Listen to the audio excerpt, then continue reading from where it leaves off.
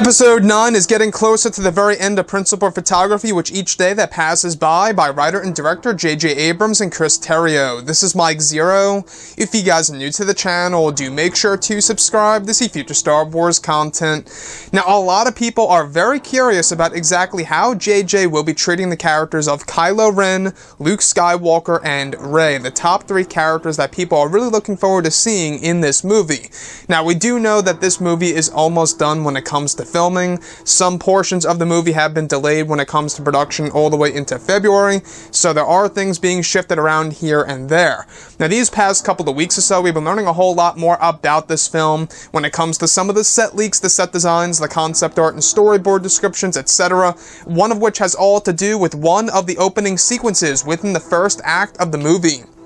Specifically, a description of one of the opening scenes within the first act of the film, described as a sequence in which Kylo Ren is giving a lecture to the Knights of Ren about the threat of Luke Skywalker even after his death, that the main weapon of the Resistance is spreading word throughout the galaxy about the brave act that the legend Luke Skywalker made on the planet Crate, and using that as inspiration to stand up against the First Order. Another description goes over Kylo Ren sitting in his throne, with all of the Knights kneeling before him, with Kylo Ren showing the Knights a hologram of Luke's face, reminding them the individual that the entire galaxy is looking up to and who the enemy really is. The next describes a sequence in which the Resistance is inside of a large base that is very similar to Yavin's temple. It's described that Rey and Leia are spreading the word of Skywalker and his act on Crate across the entire galaxy. So I really want to go over a couple of parts about this opening sequence within the first act of the film that I think is truly inspiring and as a great way to honor the character of Luke Skywalker. Now, even after 1 year after the events of The Last Jedi, they are still talking about the character of Luke. So I don't know if you guys knew this, but Episode 9 takes place exactly in roughly 1 year after the events of Episode 8. And ever since then, there really has been a lot going on. Kylo Ren's order is actually completely renewed. He has a new order in place with new stormtroopers, new weapons, new super weapons, etc. A lot of things really are coming into play here. However, when it comes to the character of Luke Skywalker, it seems as though that he will be a figurative ghost in a sense to the First Order fearing the character and the Resistance actually looking up to the character. So JJ using the character as a figurative ghost, I think, is a great way to keep Luke Skywalker's presence in the background. In the very beginning of this movie, when Luke is actually not going to be seen, they're actually going to be using a similar technique to what they did in The Force Awakens, where the main plot was to find Luke Skywalker and deliver, the Skywalker lightsaber to Luke and to essentially use the map in order to find Luke. That was the main plot, basically, of Episode 9, or should I say of Episode 7.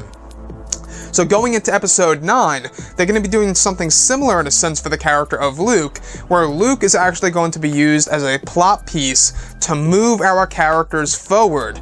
Characters within the First Order, and also characters within the Resistance, which honestly I think is a great move by Disney and Lucasfilm, JJ and crew.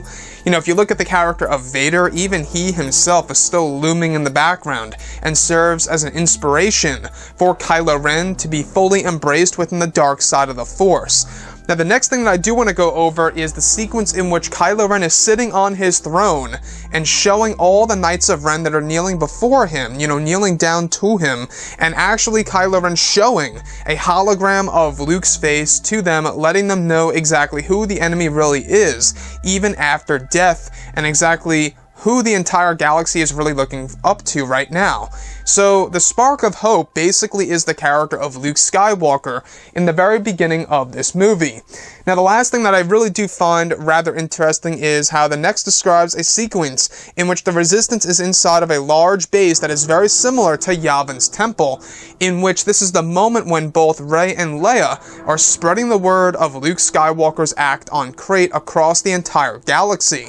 Now, I don't know if you guys knew this, but a large part of this plot will also be the Resistance using radio frequencies across the entire galaxy and getting the word out there about what Luke Skywalker did, and that hope is actually still out there for the entire galaxy to fully embrace themselves within the battle against the First Order and Supreme Leader Ren. But more interestingly here is the whole entire temple thing. A lot of people have been wondering on whether or not Yavin is coming back into play here for episode 9. And the reason as to why a lot of people are thinking this is because they're filming over in Cardington within the Cardington Sheds. The same exact location that they used for Star Wars A New Hope and Rogue One A Star Wars Story for the location of course, the Yavin 4 base. So the fact that they're shooting there once again is really raising a lot of questions on whether or not the Yavin Temple is coming back into fruition in episode 9. So with that being all said, guys, I gotta say, I mean, this is a clever way of introducing Luke Skywalker without actually showing him in the very beginning of this movie. It's probably a very similar way to what they did in The Force Awakens, you know, where they're mentioning Luke Skywalker references here and there, and Luke being used as a plot piece to move the characters forward. Anyways, guys, drop a comment below. Let me know what you think about all of this in the comments. And if you guys did enjoy the content for today, do make sure to drop a thumbs up on this video to support the channel. I thank you all so very much for the kind support, and I'll catch you guys next time.